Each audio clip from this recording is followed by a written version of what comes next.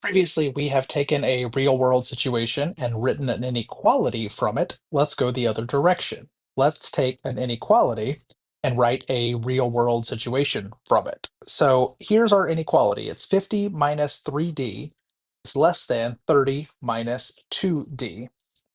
So just like whenever we do this with equations, we want to write one situation for the left side. We want to write a different situation for the right side.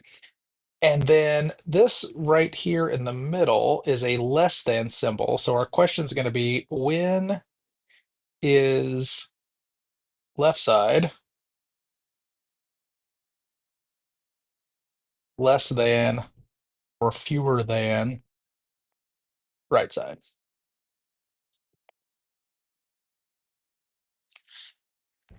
So let's see if we can figure out what's happening here. So the plain number, the constant, is going to be our starting point. So don't get confused by the fact that the constant comes first here. The -3 is the slope and the 50 is the starting point. So this is going to be something that starts at 50, and the -3 right here means it goes down by 3. And then the other expression, this is something that starts at 30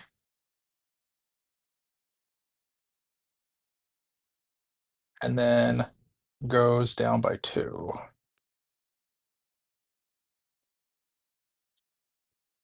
Okay, so I need one thing that starts at 50 and goes down 3, and one thing that starts at 30 and goes down by 2. So thing 1 starts really high, and thing 2 starts lower.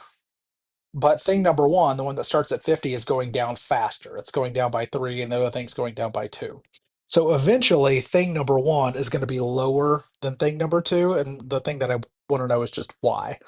So the first thing that comes to mind for me with this being school is that I've got two kids in school right now, and every now and then I have to fill up the money in their lunch account because they like to buy pizza from the cafeteria on pizza day. So I got to put money in their lunch account so they can buy pizza, and so I'm thinking like I put money into their account, and then they every time it's pizza day, they spend some money. So maybe like one of my kids has 50 bucks in their account, but she spends $3 because she gets, I don't know, pizza and a drink. And then my other kid has $30 in his account, but he just gets pizza and he doesn't get a drink. So that seems like a reasonably good situation to me. So my daughter, she's the one that likes Powerade, so she's going to get a drink. My daughter has $50 in her lunch account and spends $3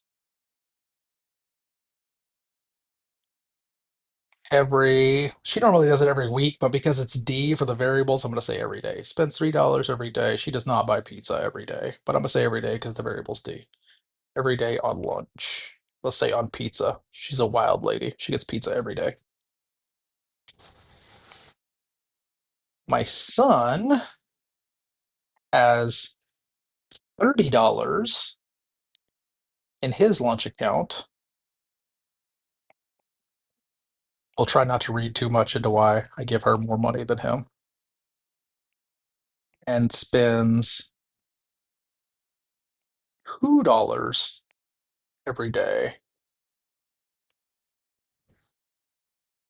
on pizza. He's smaller than her. He needs less food. And then my question is, when will her account have less money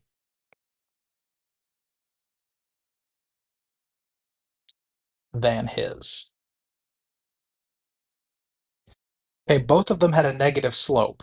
So I had to write a situation where both expressions started with a certain amount and then went down because of the negative slope.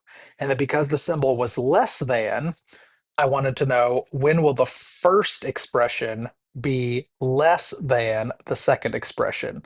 And I chose to use money, but you don't have to use money. You can use anything that starts at a certain amount and goes down. If these numbers were maybe slightly higher, this could be like I'm losing weight. I start at a certain weight and I lose 3 pounds a month. When am I going to weigh less than this other person? Um, this could be your, if you want to still stick with the theme of money, like this is the amount of money I have in my checking account, and I'm spending a certain amount every week or every month from my checking account.